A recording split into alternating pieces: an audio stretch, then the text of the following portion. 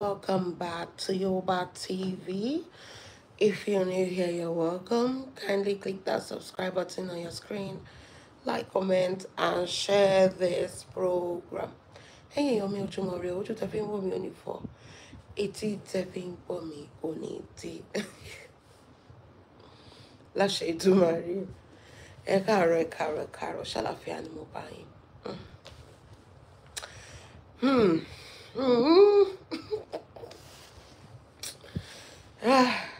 Ó ga ọ́ lórí social media. Oríṣiríṣi Ọlọ́run jẹ́ ká gbélé tètè wá máa fi di. Ṣé rí ọ̀rọ̀ ESABOD àti ex-wife versus new wife àti ADEBIMPE. Ọ̀rọ̀ orogún méjì ni kò ṣeé dá sí. Ọ̀rọ̀ ESABOD àti ADEBIMPE ọ̀rọ̀ orogún méjì ni kò ṣeé dá sí. So ní dá sí pàṣẹ ṣùgbọ́n a máa ganu sí. Ó yẹ kó ti. What am I doing with my life? Ní dá sí ṣùgbọ́n a máa ganu sí. Bó ṣe máa jẹ́ nìyẹn. The first thing tí mo kọ́kọ́ fẹ́ sọ náà, ADEBIMPE, ta ló ń bá ẹ jà? Ta ló ń bá jà? Ta ló ń bá ẹ jà? Ta ni ìwọ fún ara ẹ ń bá jà lórí social media? Let me let you understand one thing. People don't they're ráyè. Àwọn èèyàn ò ráyè. The only thing that when you understand ni pé ó lè jẹ́ kí LIZZOZO kó máa ṣépè fún àwọn ọmọ ọlọ́mọ. Ó dẹ̀ bímọ tiẹ̀ náà. Tó bá yẹ pé ìwọ ni LIZZOZO ń ké pè fáwọn ọmọ ẹ̀ bẹ́ẹ̀ yẹn, how would you feel? Tó bá yẹ pé ìwọ ni LIZZOZO ń ké pè fáwọn ọmọ ẹ̀, how would you feel? I mean, I think that is the only problem you think people have with you. Initially, they don't really have a problem with you. I mean, you could have just supported LIZZOZO behind the fence. No problem. But already LIZZOZO ṣe ń ké pè fáwọn èèyàn. And you stay there without saying anything. As a mother and grandmother that you are, it says a lot about you. Kò séyàn tó rí tí ẹ̀rù. Bó ṣe rí bí alábàárùn yẹn, kò séyàn tó rán iṣẹ́. I mean, at this stage, this is 2025. Ó yẹ kó lè sọ fún wa pé, okay, this and this is what is going on. You have spoken. You have never said that before. Mo ti bá Lizzy sọ̀rọ̀. But nǹkan tí ó wáyé mi ni pé kí Lizzy lọ forí já ilé agbọ́n ta. Ẹ máa padà wá sí bí báyìí. Ẹ máa ṣòṣì ọ̀rọ̀ ni. Kí Lizzy lọ já ilé agbọ́n níta. Ẹ wá máa support ẹni. And that's one thing I don't understand. How is it easy for you to do that? I mean, it's just like, what the fuck?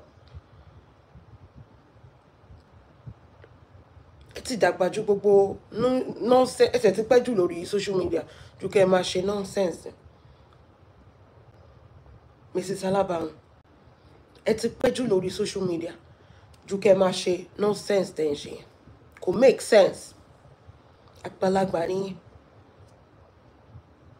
It is justified. Okay, that bá tiẹ̀. Okay, kẹ́ sọ pé okay, torí pé àwa jẹ́ fracas, àwa jẹ́ speaker, torí ẹ̀ la ṣe ń come for Lizzy.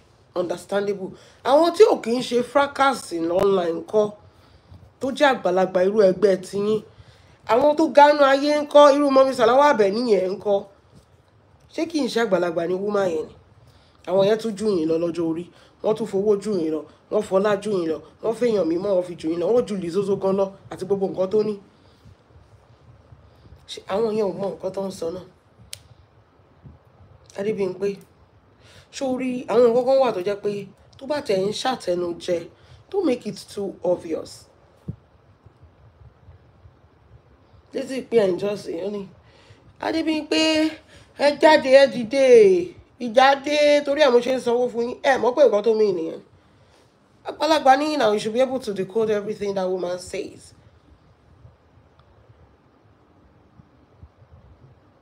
She said it. Ẹ dìde Z-Dog àtẹ̀gbọ́n yẹn pé ọmọ ẹrú nìyẹn.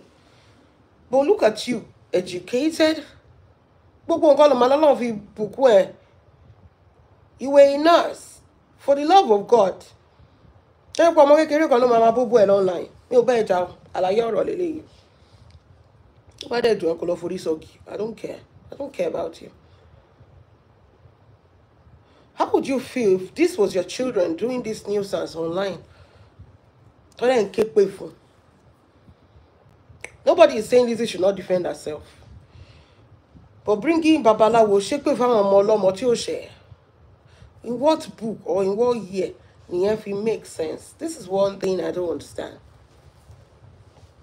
Inú ìwé wo nìyẹn ti dá ẹ dẹ̀ pé láyín JP tó jẹ́ pé okó lẹ London bẹ́ẹ̀ kúkú o lè tẹ́lẹ̀ mímọ́ náà kórí ẹ̀ má pè náà. What's the reason for going to Jerusalem? You're supposed to come back, mediate peace as àgbàlagbà tẹ́ ẹ jẹ́. Ṣé rí pé mo rán sọ̀rọ̀ ní mi ìbáyín fi violence ṣe. Bóyá kò yé yín ni, I mean, ṣé ó ti sáré gbogbo lọ́wọ́ yín náà to that point tó jẹ́ pé you can't see. Ọmọ yín ló máa jáde ń jọ sí tí sọ̀rọ̀ ń pa I am a doctorate tó ń trend o. Ẹ̀yin gan mọ̀ pé irọ́ ló ń pa.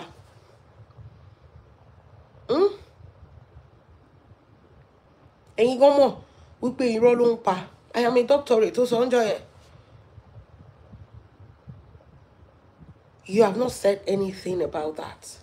Why did you pick the fight? I mean, you should defend. You are defending Lizzy. Defend everything she says. Have you even asked for a certificate? You know that's a lie. You are going to avoid conversation. If you come so quick, I don't know why. I'm not saying you should not support Lizzy, but I don't know why. Tell me, quick, you can Lizzy. Or OJUABE yẹn, kò ṣojuabe. Kò dárúkọ yín náà. Kò dárúkọ yín náà. Ọ̀rọ̀ OJUABE. Kò dárúkọ Lizzy gan tẹ́ ń gbèjà. Kò dárúkọ ẹ̀yin.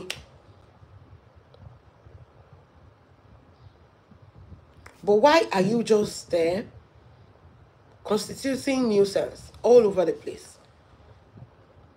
Does that even make any sense? No.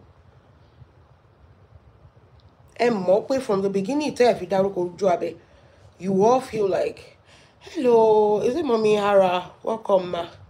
You all feel like, okay, that's all OJUABE now. Ain't go feel another nuisance, like, okay, understandable, and you feel bad, but she. But kò dárúkọ Lizzy, nǹkan tí Lizzy fi jẹ̀bi ẹ̀ nìyẹn. Tó náà ló ṣe pé gbogbo èpè tán kó fún Lizzy ìjọ yẹn. Gbogbo ẹ̀ ló ṣe ọmọ lórí tó jẹ́ pé kò lè sí day 2 day 3 kò lè ṣe mọ́. Ṣé rí ilé ayé yìí? You have to understand when to stop. Until ìgbà tí Lizzy pè yín, ṣé mọ̀ pé initially ẹ fẹ́ dá sọ̀rọ̀ yẹn.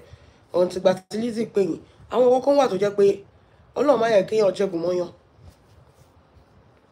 Torí àtẹnujẹ. Ain't say that out by yourself. And I don't know what Lizzy promised you. I don't know what Lizzy promised you. For you to feel like, this is what you're going to do. Mi ò mọ̀ nǹkan tí Lizzy promising. Mi ò mọ̀. Tó bá yẹ pé ilẹ̀ ni, màá sọ pé nǹkan ẹyọ kan tẹ́ ẹ̀ ní nìyẹn. Ó yẹ kẹ́ ẹ mọ̀ pé kò lè fún yín anything náà. Ṣé òun gan nílẹ̀ ni? Kò lè fún yín náà. Mo ń wo show yín lénìí, mo ń rí bí ẹ ṣe ń ọmọ yín tẹ́ ẹ̀ bá tiẹ̀ ní gold. Àwọn èèyàn bú yín pé ẹ̀ ní gold. Ẹni ẹ tẹ́ ẹ̀ bá ní gold o. Ṣèbọ̀ ọmọ yín ní gold. Ṣèbọ̀ ọmọ yín ní gold. Ọmọ yín ò Lizzy ò kì í ṣe ọmọ yín o. Don't get it wrong. Whatever belongs to Lizzy belongs to herself and her family. And when you say something like that, ó ń jẹ́ kí Lizzy gan feel like torí nǹkan tẹ́ ẹ̀ rí gbà lọ́wọ́ lẹ fi dúró tóun. When you say something like that, that's what Lizzy feels. Like nǹkan tẹ́ ẹ̀ rí gbà lọ́wọ́ òun lẹ fi dúró tì òun. Ẹ sọ pé ẹ nílẹ̀ ṣe bọ́ ọmọ yín nílẹ̀. Yẹ gbé ẹ mọ iye ọmọ tẹ́ ẹ bí náà. Tábàtà ló pẹ́ ti dàgbà yín ọ̀sọ́ pọ́pọ́lọ́ yín ò gbé oyè ọmọ tẹ́ ẹ bí. Ẹ mọ gbogbo nǹkan táwọn ọmọ yín ní náà. If you're so proud of your kids, why don't you use them to brag Or because you're supporting Lizzie, that's the only reason why you're bragging. You're bragging, you're using Lizzie to brag. Is that why you're supporting her? Because I don't understand. If you want to use something to brag, if you say you're supporting Lizzie from the goodness of your heart, you can be bragging. Excuse me, please.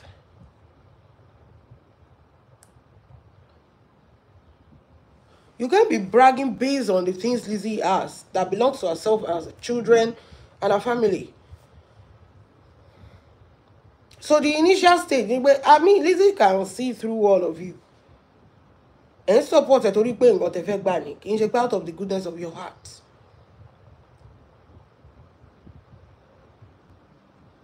You are supporting Lizzie based on in got effect ban Ben.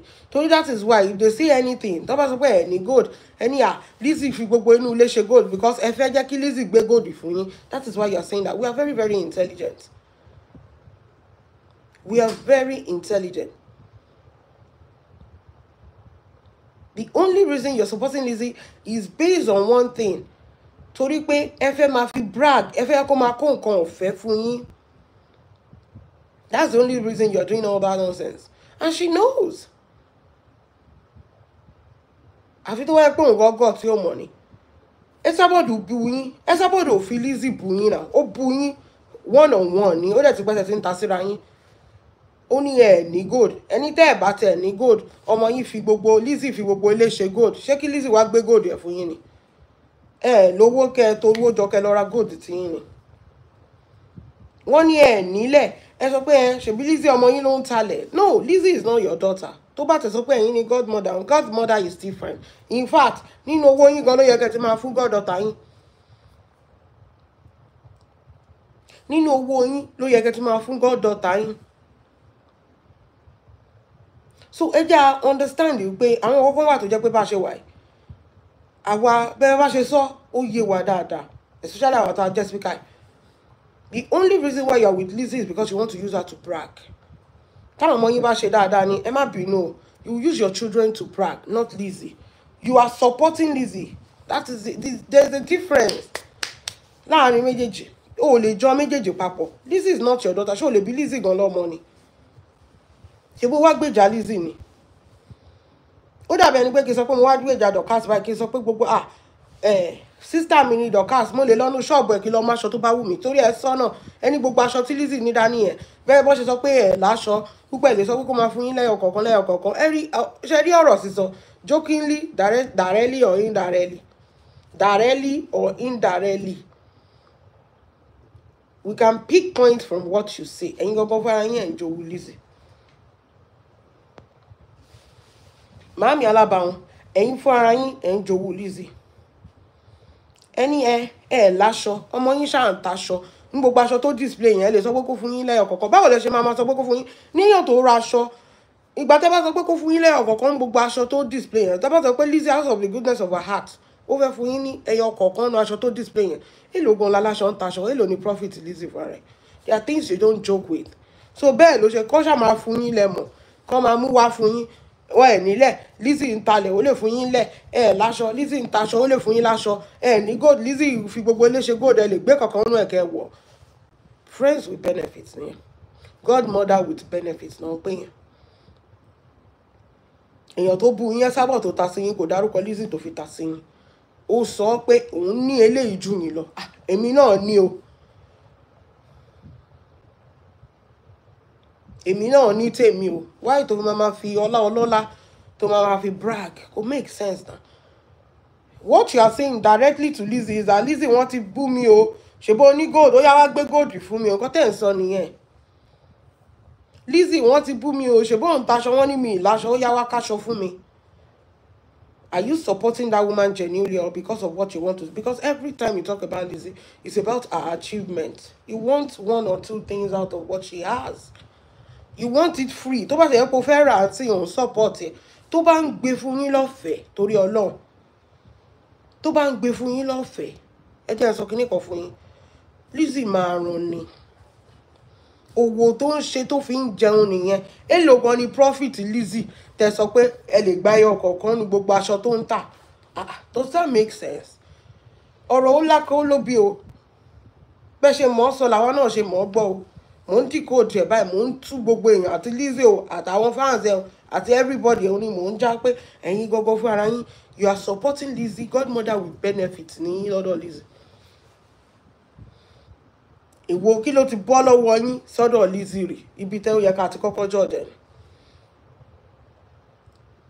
kí ló ti jábọ́ látọ̀dọ̀ yín sí ọ̀dọ̀ Lizzy ṣèbí látọ̀dọ̀ Lizzy ló ti ń gbọ̀n sọ́wọ́ yín tó ti ń gbọ̀n sọ́wọ́ yín. If you don't have something tó máa sọ pé àbí mo ṣe wà mí láṣọ Ọlọ́run máa pèsè aṣọ fún mi ó yá ẹ fún mi lówó aṣọ tó bá tẹ̀ ní.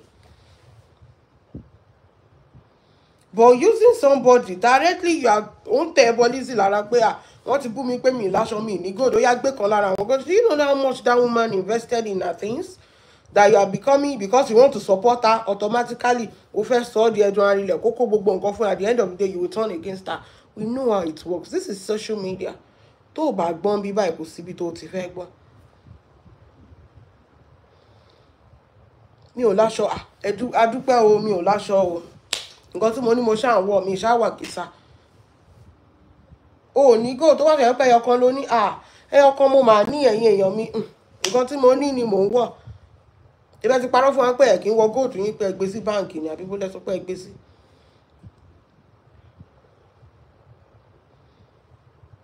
Àwọn èèyàn ní nǹkan tí ò yé mi nípa Lizzy ni pé let me tell you some things àwọn èèyàn tó wà pẹ̀lú ẹ they are only sórí àwọn tó hate ẹ yẹn they just hate you. The people with you they are just there for the benefit. Once that stop you will never see them again. Only most so once the benefit tó bá ti stop o ò lè rí wọn mọ́.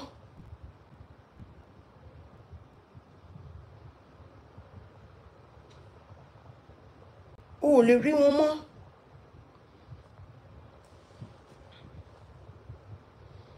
And it's so sad. I mean, you would think some people, once I smell any frenemy behavior, I will delete your papa mi ran ye se mo to jara mi ngbe. Torí pé nǹkan tó fẹ́ gbà lọ́wọ́ mi tó bá wù mí from the goodness of my heart, but don't put me in a position whereby I have to ọ̀rọ̀ tó sọ yẹn báyìí. Lizzy mama rò now pé tó bá tẹ̀ jẹ́ pé aṣọ àbí gold woman you need aṣọ jẹ́ if you want to support me not because of the benefits.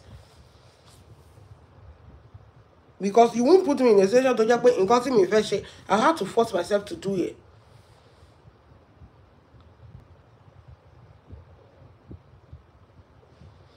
What I don't want to do, you have to force me or push me into a situation whereby I don't have a choice than to do it. Ọmọ yẹn ò ronú pò fẹ́ fún yín láṣọ ń sì báyìí ẹ kó gbogbo responsibility yín ṣe ẹ̀ bímọ ni tó bá sọ pé ẹ̀ láṣọ ṣe bí torí ẹ̀ la ṣe ń bímọ àwọn ọmọ ẹ̀ ó yẹ báyìí náà ó yẹ kán ti lè máa mú wá fún ẹ kán ti daṣọ orú ẹ̀ náà àwọn ọmọ ẹ̀ ó yẹ kán ti lè dáwó papọ̀ kán ra gold fún ẹ̀ náà tó bá sọ pé ò ní gold. Why are you putting that responsibility on Lizzy just because you are supporting her godmother with benefit alábàáhùn ẹ̀ẹ́dẹ̀ bẹ̀rù Ọlọ́run. I don't support Lizzy, but we call it spade a spade, irregardless of anything. You are there for what you can get. And every time any issue crop up, wàá máa push Lizzy to obtain from her. Ọ̀rọ̀ tí ESABOD do she so? You should have just replied ESABOD. Ìwọ náà, ìyá òṣì ni ẹ́, ìwọ náà, kíní kan ni ẹ́. You should have just replied ESABOD. Everybody go home. Period. People say, why not if they shake me? Use anything to abuse me, I don't care. Me ò rọ́bà bẹ́ẹ̀. Kò sí nǹkan kan tó wá ń shake me bí mo ṣe wà.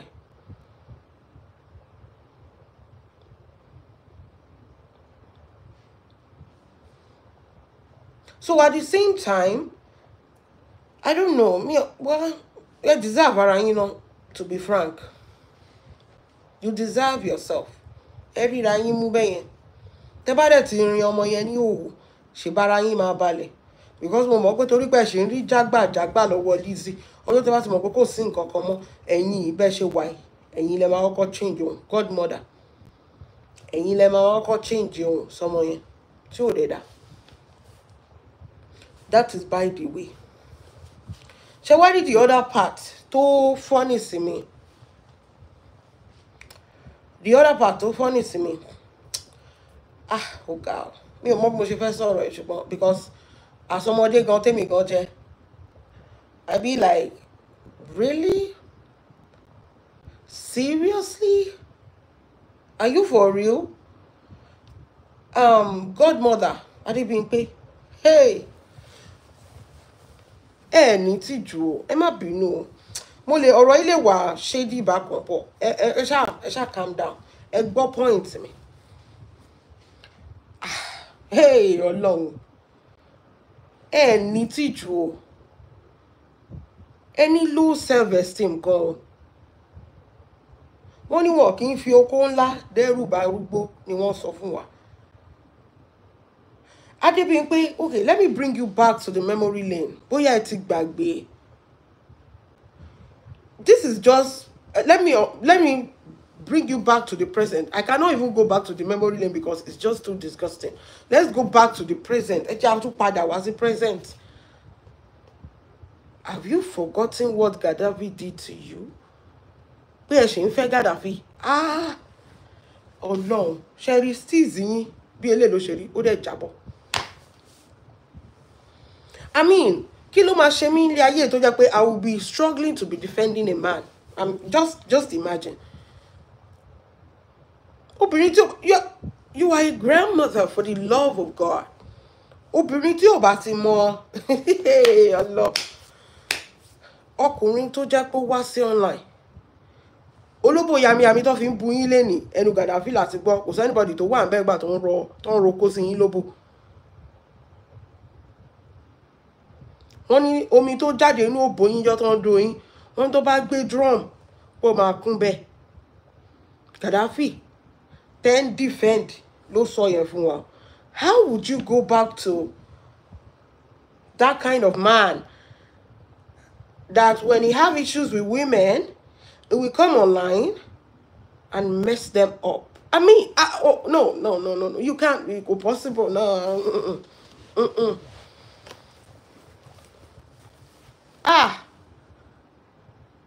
Ẹ wo, ẹ má jẹ́ ọba yín gbọ́. Just shh. Bí ẹ máa padà lọ sọ́dọ̀ ẹni yẹn tó sọ fún Adé ní orúkọ àtẹ̀mórí yín, orúkọ àbísọ yín tó ń pè yín lẹ́nìí. Adébímpé olóbò yami. Gaddafi ló fún wa ní kóòdù yẹn. Kò sí anybody tó mọ̀. Gbogbo yín máa ń yami ni. Ọmọkùnrin yẹn sọ pé ó tún pè yín lórí burúkú nígbà tó ń describe òbò yín. Ẹ dẹ̀ tún jókòó síbẹ̀. Ẹ tún sọ pé we came back 2021 Alaja. We settled in that. No. There are some things you don't settle. Number one, for you being in a relationship with Gaddafi, tó tún jẹ́ ọkọ rẹ̀ yẹn. Any sùúrù. Just hold on, please. You said ESABOD ló gbọ́kọ yín. Hey. Ẹ̀yin àti Lizzy wèrè lẹ́yìn méjèèjì. Torí bí Lizzy ṣe sọ pé Fọlá ló gbọ́kọ òun. ESABOD gbọ́kọ tí yín. Ìyẹn Gaddafi. Ẹ jọ̀ọ́ ṣé Gaddafi ọkọ ni àbí ọkọ? Ẹni ẹ̀yin lẹ kọ́kọ́ mọ Gaddafi. So freaking what? Orí yín lẹ́kọ̀ọ́ tó lọ fẹ́ ESABOD náà. ESABOD ò bímọ fún náà. Ìyá ọmọ ẹ̀ ní ESABOD.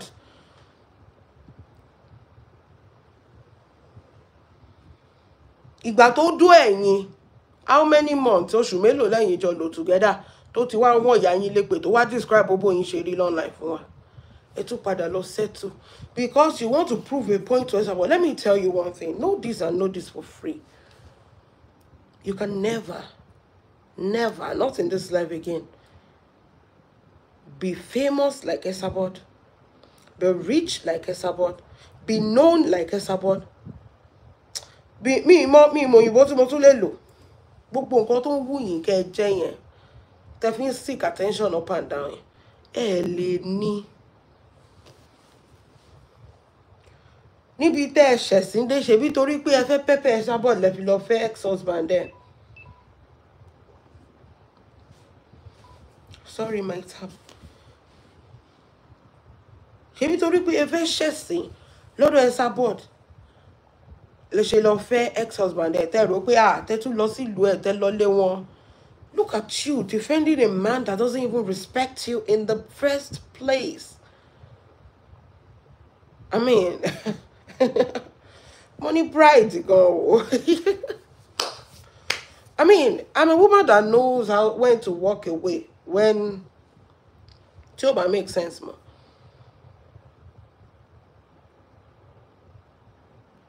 I'm a woman that walk away. Choba, I just forget about it. You are still defending a man that just did all that to you. Why? Let me tell you. Once bitten, twice shy, Nabi. You know, once bitten, twice shy. Let me tell you something. That man, don't pay in God of him. Oshima Bojuni Jele Konsi. See, there's a pattern in this thing. She gets me. And whatever it is, there's up there, they relate to Ara Gaddafi. Or whatever scores, they and try to figure Gaddafi said to. It's never going to work. Because that man already gets his own issues. He doesn't respect women. He doesn't like women. He doesn't even really care about anybody except himself. Even his kids.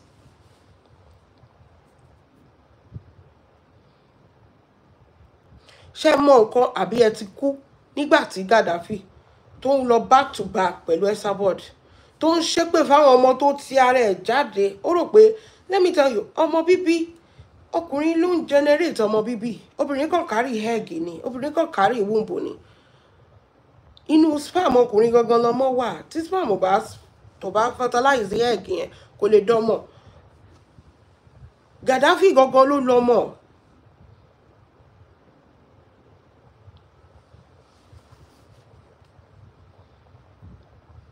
Kò tọ́jú àwọn ọmọ tó bí torí pé ó ń bá ìyá wọn jà ó ń ṣépè fáwọn ọmọ yẹn. This is the same guy. Oh my God, what am I even saying? How many husbands gan lẹ́tí ní ilé ayé yín Adébímpé ìwọ tó jẹ́ pé when it comes to picking tóbìnrin bá ṣe mistake alákọ̀ọ́kọ́ ọkọ àárọ̀ ẹ̀ láti mú ọkọ understandable. She understand me? It's understandable lè ṣe mistake picking the first husband but ó gbọ́dọ̀ ṣe mistake ẹlẹ́ẹ̀kejì ẹlẹ́ẹ̀kẹta. You are, when it comes to bó ṣe dàgbà tó, lọ́pọlọ. That is justice. When it comes to men, ó kàn lójú, ó fi ríran ni. You always want to prove a point. You can't use a man to prove a point. You can only use your own hard-earned money to prove a point. Lè máa jà torí ọkùnrin tó wá sórí social media tó ń jà nítorí ẹ̀ ó ti ká ẹsẹ̀ ọmọ mi sókè. I mean, do they need to tell you that at this time?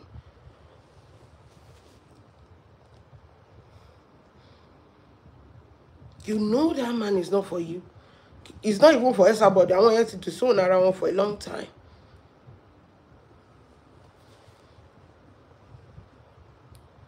And you know this man is a serial cheater. He doesn't really care about you. And this is the man you're coming to defend. Kì í ṣe pé ó bímọ fún tábà sọ pé okay o. Àwọn tó bímọ fún go defend wọn. Èèyàn tó jẹ́ pé ó kàn dú ẹ. A kàn dú ẹ tó bá ti okay eléyìí wà ńbẹ̀ eléyìí tó fẹ́ para ẹ̀ torí tèmi. This is how the man sees you. Ó fẹ́ para ẹ̀ torí tèmi. Ó yá ẹjẹ́ àdó. Ẹ tún jẹ́ kí tún fọwọ́ pa á lóbò. How can that man that call you pé a ṣe èrè láde bí pé kí ni age mi tó ń pè mí ní daddy? Tí mo kọ́kọ́ bọ́ on di báyìí tó bọ́ ẹ̀dú yá tó sọ pé daddy. His words. I'm not making things up. I am not making these things up. Ó tún sọ pé okú ẹ̀dùn ẹ̀ǹtì Ọlọ́run máa ṣe inú obìnrin tó dá mi o. I mean, I am a real gem o. I mean, the way you treat other women, that is how I'm going to do. Èèyàn tó ti gbé ex-wife ẹ̀ sórí online tó ti describe, you know, tó bá ń bóbìnrin jà, men don't talk too much. Tó bá ń bóbìnrin jà, you won't come online and be saying shit about a woman. I mean, the men that are raised very well. I'm not saying you should not. Don't back paramo, you should not defend yourself. That's not what I'm saying. but kó má describe òbò obìnrin ẹ rí gbogbo nǹkan tó ṣe fún ESABOD ibẹ̀ so l'Adebimpe tún lọ just because she want to prove a point that they are going to love you better. No, nǹkan tó ṣe sí ìyáálé ṣèbó sì padà bójú ẹ̀jẹ̀ náà lẹ́lẹ́kejì ó tún ti padà lọ síbẹ̀ lẹ́lẹ́kẹta. I mean please God, I'm begging, I'm praying for sense into Adebimpe's life. Sense, you need it more than anybody. That man is a broken glass. Ó ti fọ́. Kò ṣe tó padà mọ́. Gaddafi ti fọ́. And for the fact that you always see good in everything. God. You always see good in people tó ti rún jẹ́gẹ́jẹ́gẹ́ fún.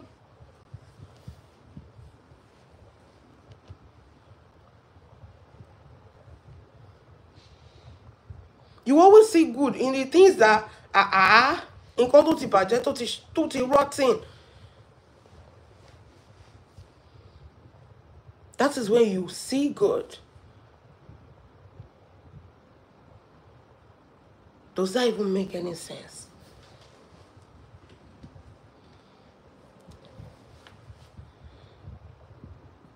Àánú yín máa ṣe mí o. Ṣé mọ̀ pé ìpadàbọ̀ Gaddafi lórí ọ̀rọ̀ ayé yín kò ní dá lórí social media yẹn. Ìpadàbọ̀ Gaddafi. Excuse me, please. Just a minute.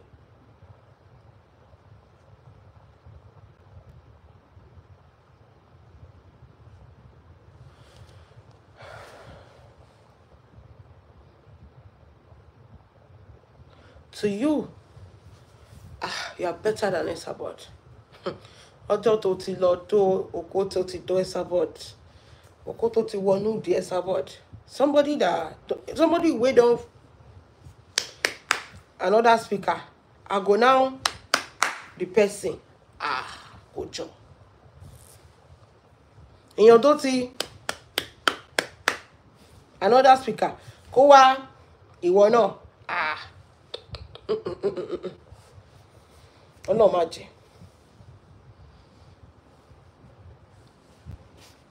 Oh no, these people actually thought I was talking about. Oh God, Otelawale. That doesn't make any sense. And you know, make it make sense. How can you defend that man again? How? I will sit on camera like this and I will be defending a man that literally, no, me on this on English. Báwo ló ṣe máa túmọ̀ ẹ̀ sí Yorùbá báyìí?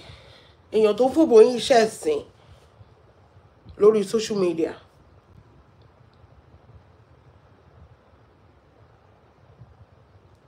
Èèyàn tó fòbò yín iṣẹ́ ẹ̀sìn lórí social media. Ẹ̀rẹ̀ wá ń defend ẹ̀. Wípé ọjọ́ yẹn náà la parí ìjà. Ó sì máa fi yín iṣẹ́ ẹ̀sìn lẹ́gẹ̀ẹ́. Men don't learn. They don't learn. If you can condone that, it shows the kind of woman you are. I mean, you can condone anything. It's Adebimpe now. She can. It's you. Oh, need respect for her right now. I mean, some things you have to walk away. The Gaddafi Ojeyan do not defend. Because why okay, oh, she's ESABOD no, she say, as okay, oh, torí ẹ ló ṣe defend it. But this man don't do that thing for you before, and you still come outside. Ẹ wá sọ pé ọkọ yín ni ẹ̀yin lẹ kọ́kọ́ fẹ́, ẹ̀yin àti Lizzy òpùrọ́ ni yín o. Kó tó di pé ESABOD fẹ́ Gaddafi, ẹ̀yin lẹ kọ́kọ́ fẹ́, kò sí nǹkan kan. And this is what you're saying. Ẹ̀yin lẹ kọ́kọ́ fẹ́, kó tó di pé ESABOD fẹ́ Gaddafi, ẹ̀yin lẹ kọ́kọ́ mọ̀. ESABOD wá gbọ́kọ yín. Ọlọ́run má jẹ́ káyé mi ta o. Má jẹ́ káyé mi ta lọ́jọ́ alẹ́ o. I mean, your kids are there to listen to the rubbish you're saying, right? Àwọn ọmọ yín gbọ́ nǹkan tẹ́ ń sọ. Àwọn ọmọ yín tó jẹ́ pé you cannot provide a single father. Gbogbo ọmọ yín, bàbá ọ̀tọ̀ọ̀tọ̀ ní gbogbo wọn. And here you are defending a finished man. A finished man. Gaddafi. Tó ti fi yín ṣẹ̀sìn lórí social media. Tó dẹ̀ sì máa fi yín ṣẹ̀sìn. Ẹ lọ sí fídíò ìkẹyẹ̀fẹ́ sílẹ̀. you are saying ocean bassy for him. Ah, God.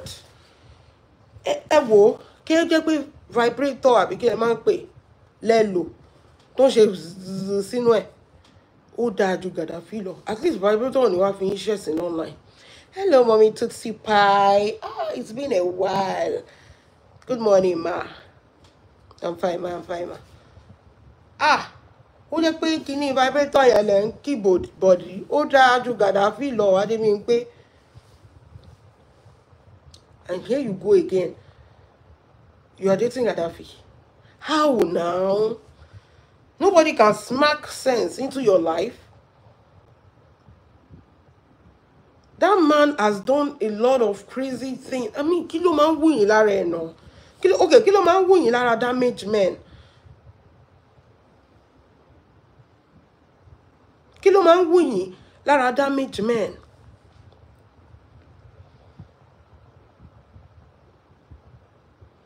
Èèyàn tó ti wá sọ pé bí eléyìí ló bóyin ṣe rí ẹni ẹ ti parí ìjà. Ṣé wọ́n oh God, Ọlọ́run kò dá kó mìíràn ní low self esteem o. Èèyàn tó ti wá sọ pé òbóyin máa ń la mi ní wípé omi drum kan wípé omi tẹ́ ṣe sórí bẹ́ẹ̀dì ń jọ oh my God, and you are still ó ṣe ń pọ́n irú ọkùnrin yẹn lé ọkùnrin tó ti tú ẹ sí òwò ní gbangba ọkùnrin tó bá ṣe wá sórí social media láti wá describe gbogbo ẹ̀ ṣe rí ó sì sọ pé wọ́n bá yín parí ìjà kí lẹ̀ ń wá kì í ṣe pé ọmọ lẹ fẹ́ bí ní àsìkò tẹ́ ẹ wáyé o kì í ṣe pé ọkọ lẹ fẹ́ ní o tẹ́ bá sọ pé èèyàn kan fẹ́ máa jẹ yín ṣé Gaddafi ló yẹ kó jẹ ni it's still as a result of àjẹkù ESABOD ẹ má bínú o nǹkan tẹ́ ESABOD ò fẹ́ nǹkan tó ti ṣe ń lé ayé you still go back there ibẹ̀ lẹ fẹ́ belong you want to be like ESABOD and it's not going to happen. Orí ni orí tó ní kálukú mú wá sílé ayé ọ̀tọ̀ọ̀tọ̀ ní.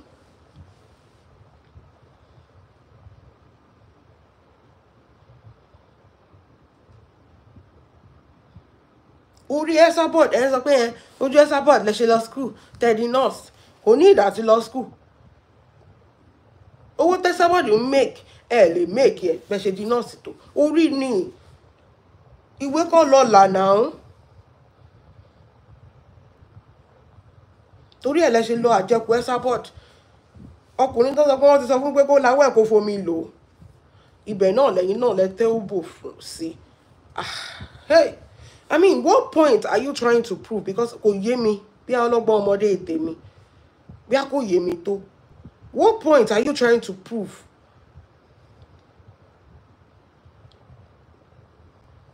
At the end of the day, ọkùnrin tẹ́nu ẹ̀ òbò tó ti jẹ òbò adìyẹ òun lẹ́yìn wá tó ń pọ́nlé pé ẹ gbádùn òkú ẹ̀ ẹ ní tìjú máa ẹ má bínú ẹ ní tìjú.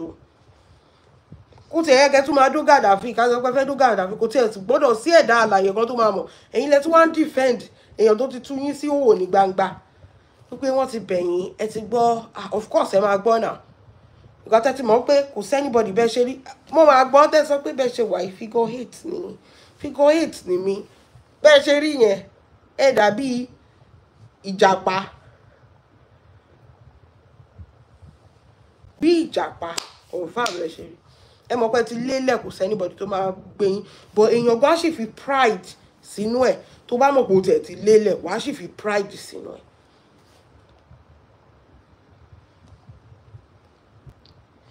tó bá lélẹ̀ wàá fi pride sínú bó o ṣe lélẹ̀ yẹn that's the beauty of a woman.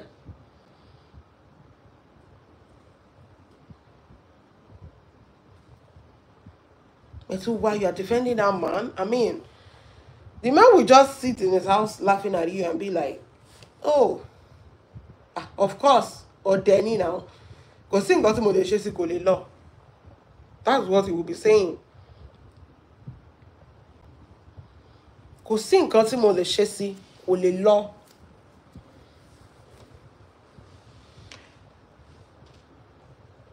A ní ó ní ìdí ẹ̀kan ni. Ẹ̀pọ̀n mi dùn mọ́ because that's what you see. I mean, ẹ̀pọ̀n mi dùn mọ́ ni. Tó bá yẹ pé ọkọ tó ti fẹ́ yín, Gaddafi ò sọ pé òun fẹ́ fẹ́ yín o. Tó yẹ mọ̀ pé àǹtí mi kò tẹ̀ sígbà tá a máa sọ̀rọ̀ tá à ní sọ̀rọ̀ dọ́dọ̀ yín. Kò dẹ̀ yẹ kí n sọ. Kí ló dé tó jẹ́ pé obìnrin ò kí ń mọ èèyàn tó ń dó yín ṣeré I mean, you are God. You know this thing no go lead to anywhere, but you still want to try your luck. Bóyá ó ṣì lè fẹ́ yín. Oh, you can't. Sorry, I speak Yoruba language. Thank you, thank you, thank you.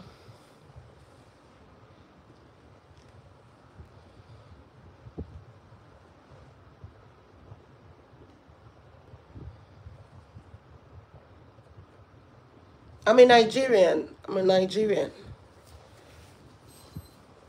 Ẹ mọ̀ pé ọmọkùnrin yẹn Gaddafi yẹn kò lè fẹ́ yín.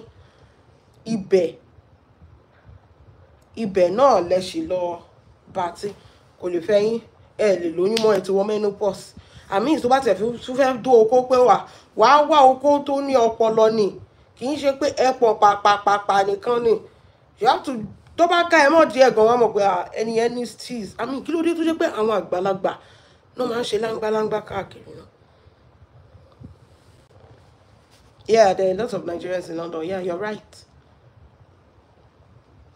Kí ló dé tó pé ẹpọ̀ pàpàpàpà lẹ́ máa lé kiri àwọn tó bá ti dàgbà bí eléyìí. Ẹ wo mọ̀mí dọ́là àwọn okó tó jẹ́ pé okó ẹ̀sìn ni. We need to do better as women. Ẹ wo mọ̀mí dọ́là náà. Ẹ wo èèyàn tó lọ gbé. Ẹ wo Adébímpé náà Gaddafi. Ó ga o. Àwọn owó wà tó bá ká ẹ mọ̀ díẹ̀ wọ́n mọ̀ pé yes eléyìí yẹ you deserve it. Tó o bá tiẹ̀ wá ní. Thank you.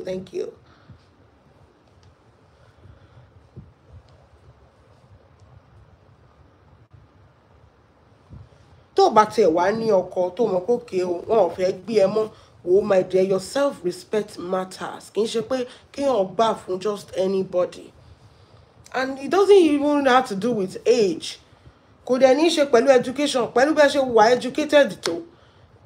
Ìyá Adébímpé, godmother with benefit. Bẹ́ẹ̀ ṣe wà educated tó.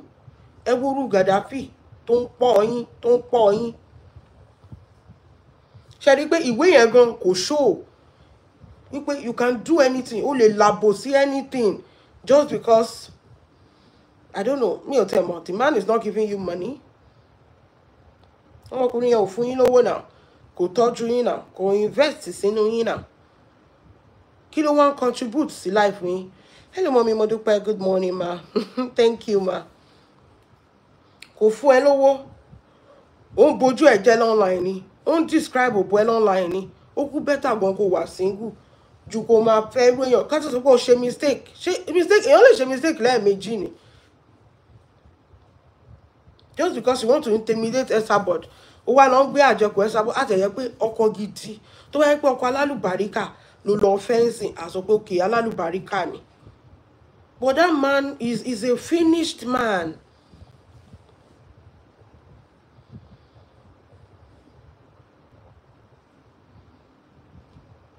That man is a finished man. Ọmọkùnrin tó máa jáde tó ti tú àṣírí yín tó ti gbogbo yín online rí.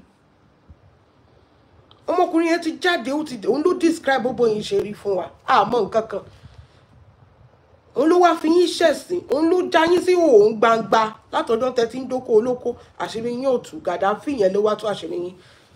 Ẹ̀dẹ̀ ti fi ilẹ̀ nìyẹn. Ẹ tún sọ pé wọ́n ti pè yín padà. Of course wọ́n máa pè yín padà náà. Ta ló fẹ́ fún Gaddafi tí ò bá ń ṣe ẹ̀yin obìnrin tẹ́ ní low self-esteem. Ṣé irú ESABOD yẹn náà fẹ́ fún Gaddafi? Bí ó ṣe kàwé tó ẹ wò ó bó ṣe wà yẹn ó ní self-respect ju ẹ̀yin lọ. A sọ pé ìyá náà ṣe èrè at some point o. Bọ̀ orí ẹ̀ sì pé ju ẹ̀yin lọ kì í ṣe irú Gaddafi. Ẹ̀yin wá ń dé ẹni ẹ like okó ẹ̀. Of course irú èmi ò lè like irú okó Gaddafi Ọlọ́run máa jẹ́. Irú ẹ̀yin náà nìkan náà ló lè like ẹ̀. Adébímpé, irú ẹ̀yin lẹ lè like Gaddafi. Because bẹ́ẹ̀ ṣe wà anything ni. You want to prove to us that you are Oshilele. No, àwọn ọkùnrin yẹn gan mọ̀ pé okùn wa tá bá wò dáadáa ẹ̀yin lẹ tún máa kówó yín fún Gaddafi o. Torí wọ́n sọ pé Gaddafi náà obìnrin tó bá ti lówó ló máa ń tẹ̀lé ẹ̀yin lẹ tún. Ṣé bẹ́ẹ̀ sọ gan ní the last time tẹ́yìn àti iye tẹ́ bojú ara yín jẹ́ pọkùnrin tí ò fẹ́ ṣiṣẹ́ tó fẹ́ máa gbà lọ́wọ́ yín. àwọn obìnrin kan wà tó jẹ́ pé bó ṣe máa bá kú nìyẹn. Should we be lecturing you pé bí eléyìí ló ṣe máa jẹ́ obìnrin? Àwọn kókó wà tó bá ti rí má súnmọ́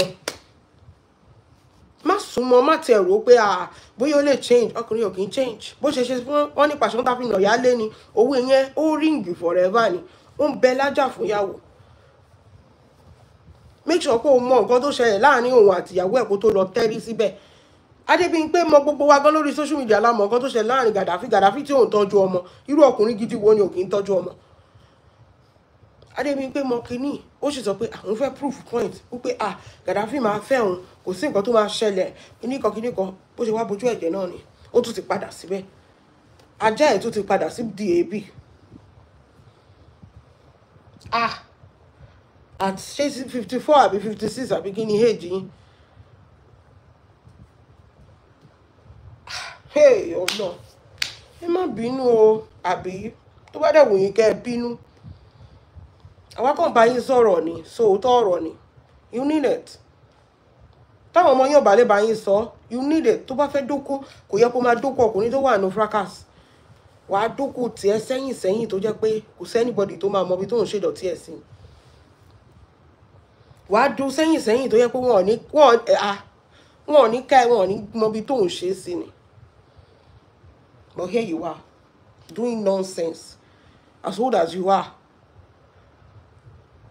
Okay, kí ló dé tó tún fi wá sọ fún wa pé hello, is it Mr. Said? Welcome sir. Kí ló dé tó tún fi wá sọ fún wa? Ṣé bá wa go mọ̀ pé wà ti Gàdáfì ti padà. O tún fẹ́ prove point. O mọ̀ pé every time tó bá ti lè gbé relationship wà ti Gàdáfì online láyé yín jọ máa ń bàjẹ́ papọ̀. O tún fẹ́ wá prove point fún wa. Ọmọkùnrin á tún jáde. Bóyá ó ti dòdì ẹ̀ ń sin báyìí á tún jáde pé ìdí tó fi ń yàgbé ó ti fẹ́. Má yẹn ó lè sọ̀rọ̀ o. Má yẹn lè sọ̀rọ̀ ó lè bá yéèyàn jẹ́ o. Àtẹ̀dúpẹ́ pé kò sọ pé bóyin rùn di last time. Ọlọ́run ló mọ̀ nǹkan tó máa wá sọ this time. Jàdáfì tó yẹ pé tí ò bá ti rówó gbà lọ́wọ́ obìnrin mọ́, ìgbà yẹn ló máa báyé obìnrin yẹn jẹ́ online. Òbò ló dẹ̀ fi máa ń báyé obìnrin jẹ́. Irú ọkùnrin yẹn ṣé kì í ṣe ọkùnrin tó yẹ kẹ́ ẹ̀ avoid nítorí kò yé mi.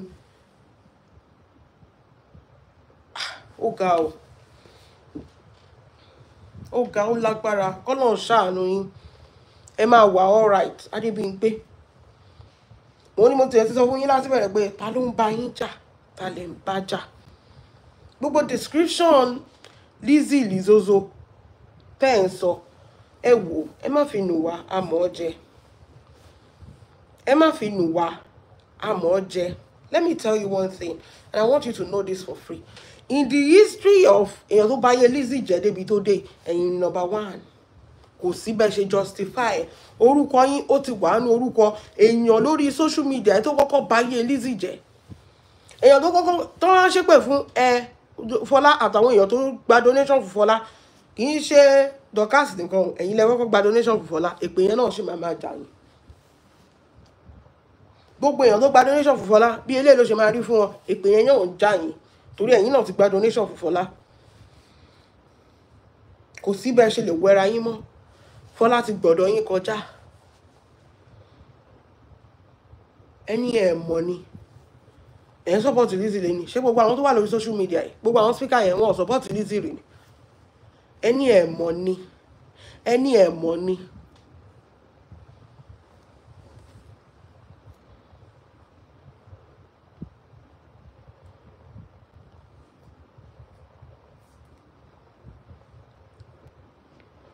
Kò sẹ́nibọ́dì tó mọ̀rọ̀ Fọlá. Ẹ̀yin lẹ kọ́kọ́ gbọ́rọ̀ Fọlá wà náà tẹ̀dẹ̀ gba donation fún. So ẹ̀yin náà ni number one enemy Lizzy. So tó wá ṣe ń fún àwọn èèyàn lè pé ẹ̀rọ máa gba tiyín tọmọtọmọ náà. Èpè sì ń já yín náà ni. Tẹ bá gbà nǹkan lọ́wọ́ Lizzy, èpè sì máa continue àti máa já yín ni.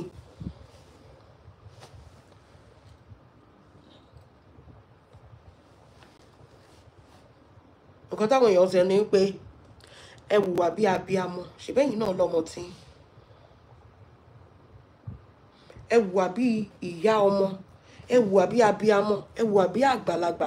Kì í ṣe gbogbo àwọn tó wà lórí táwa sọ pé àwọn táwa lórí Facebook ti wá pọ̀, speaker ni wá, afẹ́ monetization ni. Àwọn tí ò wá sí lórí Facebook náà kì í ṣe speaker tó ń bá Lizzy sọ̀rọ̀ lójoojúmọ́ ńkọ́.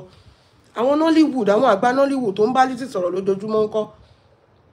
Ṣé àwọn yẹn náà wọn ò mọ nǹkan tó ń sọ? mo mọ̀ pé the only reason tẹ́ fi wà lọ́dọ̀ Lizzy torí benefit ni, kì í ṣe pé kí ló kàn yín pẹ̀lú Lizzy. Ṣé rán ìyá Lizzy ni? Tó bá rí arrest Lizzy lẹ́nu iṣẹ́ máa dé bẹ́ẹ̀ ni. Ṣèbẹ́ máa tún ṣe kóló wọnú ilé yín ni, tẹ́ máa tilẹ̀kùn yín.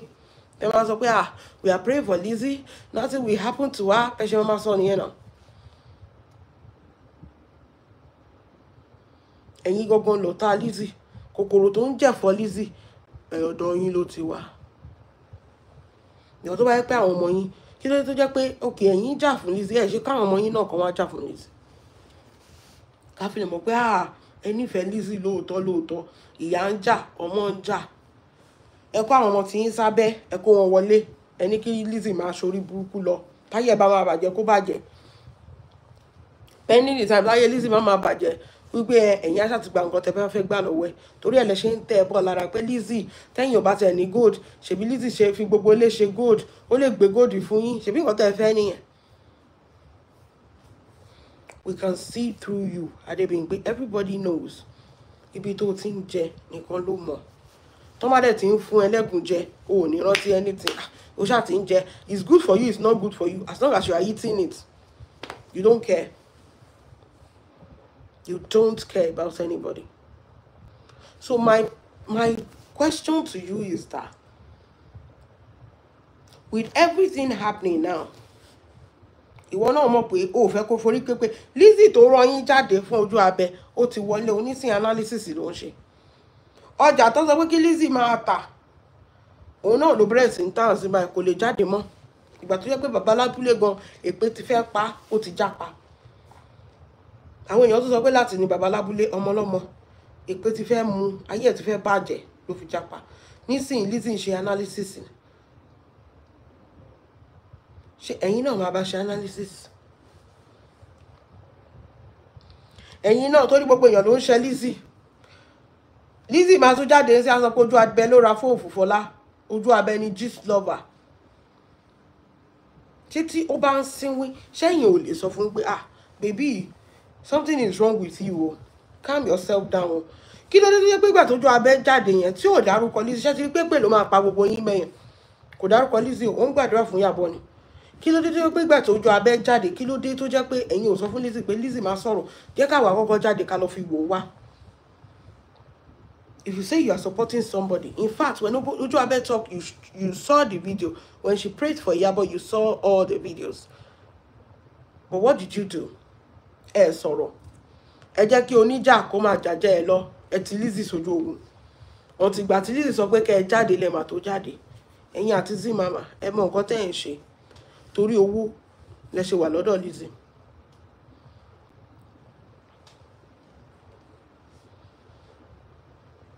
Torí owó lẹ ṣe wà lọ́dọ̀ Lizzy. At the end of the day, Ojuabe ṣe continue èpèdè fún.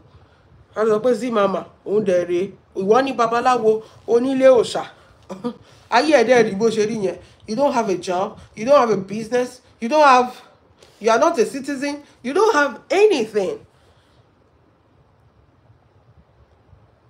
Tó bá yẹ pé o ní lóòótọ́,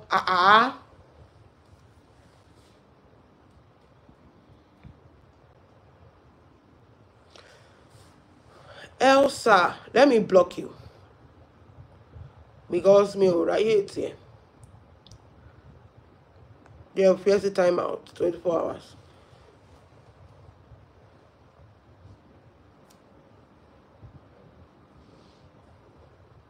You don't have anything.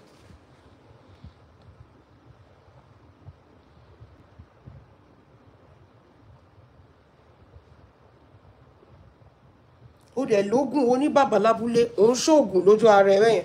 Ògùn tó ń ṣe ìran ẹ̀ ò paṣọ ìṣídà. Ṣebí àwọn ESABOD tí ẹ̀ ń sọ pé àwọn ló mọ̀ ọmọ má jẹ́ kó gba monetization. Ó ní ìwọ tó ṣọ̀rọ̀ bàbá Ìjẹ̀ṣà ni. Ìgbà tó ṣe ọ̀rọ̀ Ìjẹ̀ṣà ibo ló dá sí fún Ìjẹ̀ṣà pẹ̀lú bó ṣe ṣògùn tó. You are a failure. Pẹ̀lú bó ṣe ṣògùn tó, ibo ló dá sí fún Ìjẹ̀ṣà. Ṣé tó bá mọ bàbá lábúlé àbí ọmọ ilé ológun, ó mọ yàrá agbára, kí ló dé tó lọ síbẹ̀ fún Ìjẹ̀ṣà? Wọ́n ní gbogbo owó Ìjẹ̀ṣà náà ṣe ló jí kó. Ìyẹn lọ bẹ́ẹ̀ láti jọ́ yẹn náà ló ti gbé rí mọ́. ESABOD sọ kíní kan ó ní Lizzy tó ń sá tẹ̀lé ń sìn báyìí gbogbo aláwọn understand pé ó kàn fẹ́ fi Lizzy monetize page nǹkan tó fi jẹ ṣàṣẹ nìyẹn náà ìwọ tó ń bú mẹ́gà ó fi ìdè ṣàgádà page wọ́n gba page yẹn lọ́wọ́ ẹ̀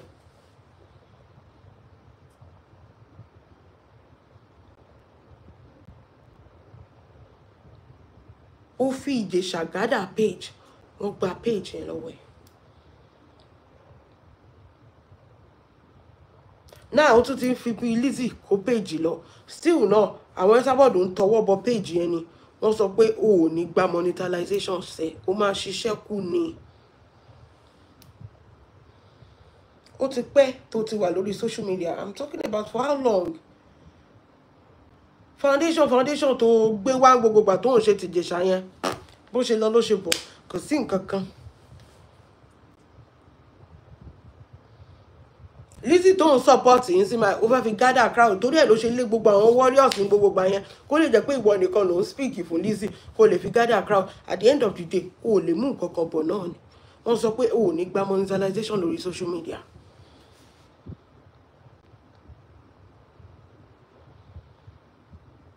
wọ́n ti sọ pé o ò ní gba monetization lórí social media.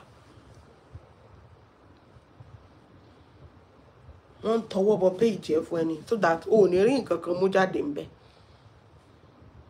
wọ́n ní mo dẹ̀ wọ́n sọ fún ẹ pé ológun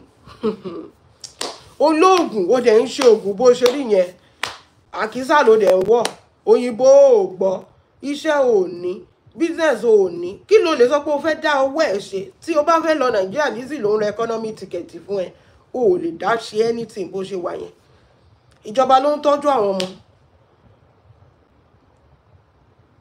lórí social media èèyàn tó bá fèlì jù ìwọ ni torí gbogbo other speaker ló ń gba monetization Lizzy gan gbà Adébímpé gan gbà kí ló dé tó jẹ́ pé ìwọ nìkan ni bó dẹ̀ ṣe mògùn ṣe tó bàbá ẹ̀ ò lè ṣògùn babaláwo ẹ̀ ò lè ṣògùn sí Zuckerberg wọ́n bẹ́ẹ̀ gba monetization tipátipá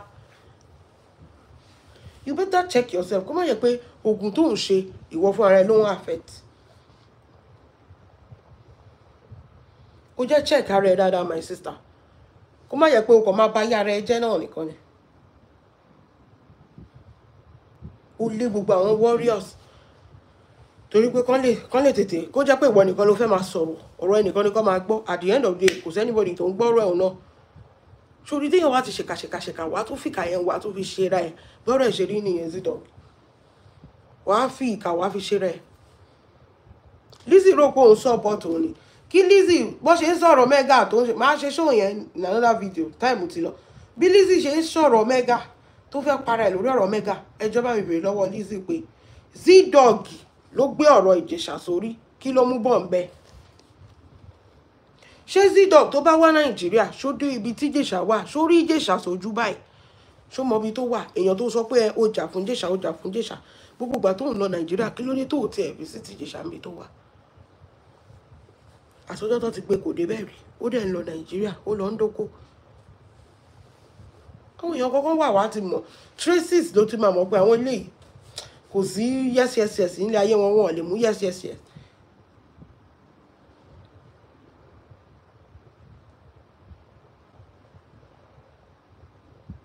But it's all good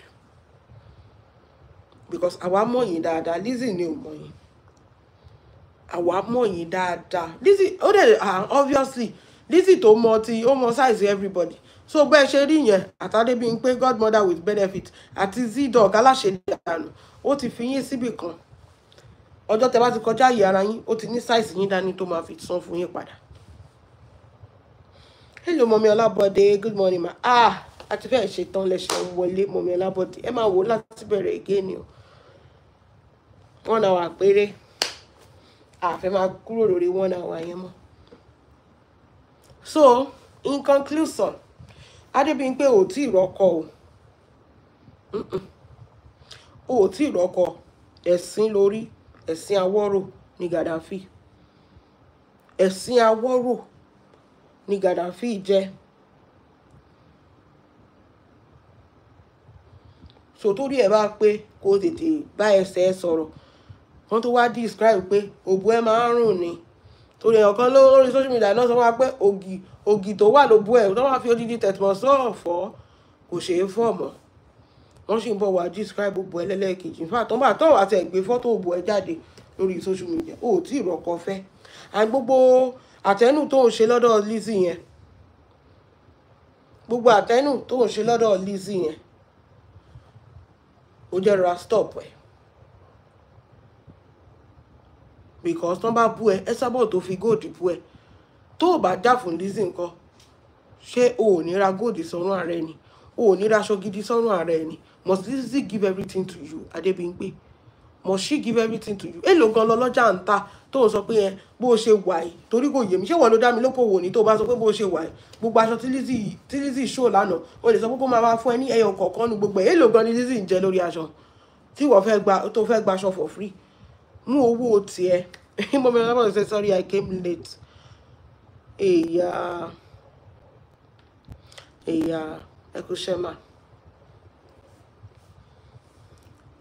kó mú owó tiẹ̀ kó fi raṣọ sọ́run ààrẹ kó mú owó tiẹ̀ kó fi ra góòdù sọ́run ààrẹ má máa depend ibi tẹ́ ti ń sọ pé ẹ gbé ìjà èèyàn lẹ́fẹ́ wá gbé at the end of the day ẹ fẹ́ run ẹni yẹn wọ́n ní ò ní gold ó ní yẹn ọmọ ẹ Lizzy ṣé òun mọ́yé ọmọ tó bí ni àwọn ọmọ ò lè dáwọ́ gold jọ fún ẹni ẹ gbọ́ sọ pé ọmọ ẹ Lizzy ṣèbó ní gold kó gbé kan náà ẹ̀ fún ẹ olè ní ẹ olè náà pẹ̀lú yín olè níyín godmother with benefit níyín ẹ ṣàfẹ́ rin ọmọ yẹn ní òhò kó máa kó fún yín ni kó má kú nǹkan kan èlò ni Lizzy fẹ́ pa tẹ́ ẹ̀ fi ọ̀rọ̀ gold tẹ́ ẹ̀ fọ̀rọ̀ aṣọ tẹ́ ẹ̀ fi ń ṣe kinní èlò lọmọ yẹn fẹ́ pa èlò ló ń pa gan lórí aṣọ yẹn èlò ni profit ẹ tó sọ pé o lè sọ fún pé kó fún ẹ lẹ́yọ̀ kọ̀ọ̀kan ibi tó ti ń lo àdàpè ọ̀rọ̀ kì í ṣeré o àwọn èèyàn kan máa sọ pé àwọn fẹ́ wá sínú láìpẹ́ yín fẹ́ wá jà fún yín irọ́ ni níbi jíjà náà ni wà fún wọn lélẹ̀ ṣáde mi pé òṣìṣẹ́ ni kó lọ ra góòdì fún ara ẹ̀ náà tí Lizzy ò bá wá sórí social media kò ní góòdì ni wà fún lélẹ̀ wọ́n bú ẹ wọ́n lò ní góòdì ó dẹ̀ bímọ àwọn ọmọ ẹ̀ ò lè ra góòdì fún ẹ ó lọ mọ́ ọmọ lọ́mọ ó sọ pé yẹn gbogbo ilé ni Lizzy fi ṣe gold technically òun sọ fún Lizzy pé wo wọ́n ti fi mí bú ẹ o wá fún mi gold nìyẹn ọmọ yẹn nǹkan tí ó rò tẹ́lẹ̀ á tún máa sáré yẹn káàkiri ẹ̀yin wèrè ẹ̀sẹ̀ deserve ara yín náà lóòótọ́ àwa rí yín we can see through your lies Adebimpe o lè ní ẹ benefit ló fi ń pe Lizzy lọ́mọ ẹ dandan o kí ẹ̀ nǹkan tó bá ṣẹlẹ̀ sí Lizzy torí nǹkan tó fẹ́ gbà bẹ́ẹ̀ ló ṣe sọ pé ọmọ ẹni Lizzy o lè ní ẹ lọ wá ṣẹ̀ṣẹ̀ tèbó sọ pé you have businesses ilé ẹ ló ń fún ẹ lówó kí ló dé tó ò lè fowó yẹn ra gold kó ra nǹkan gidi sí rẹ lọ́rùn wọn ti gbà tó bá fún yín kẹ́ máa tọrọ bárà náà ní bàbá yẹn àlà òṣì kẹ́ máa tọrọ yìí náà ní ẹ máa tọrọ kú ẹ̀yin ò lè ẹ jẹ́ máa lọ jàre ẹ má wọrí Gaddafi tún máa fi yín wá ṣe ẹ̀sìn Pro Max lẹ́lẹ́kejì lórí social media ó máa bá wa gbé fọ́tò Gaddafi já fọ́tò òbò ẹ̀ kó wá fún wa lọ́nà ìwọ́n tá à ń dúró dé nìyẹn ó sì máa ṣẹ̀sìn awọ́rò lẹ́ẹ̀kan sí i ní àwọn àlọ́ ẹ̀yìn tèmi ẹ dẹ̀ mọ̀ nǹkan tẹ́ bá fi ń pa fídíò yìí ẹ bá wa comment no comment section. God bless you everybody, have a wonderful day, bye. Join me in the afternoon.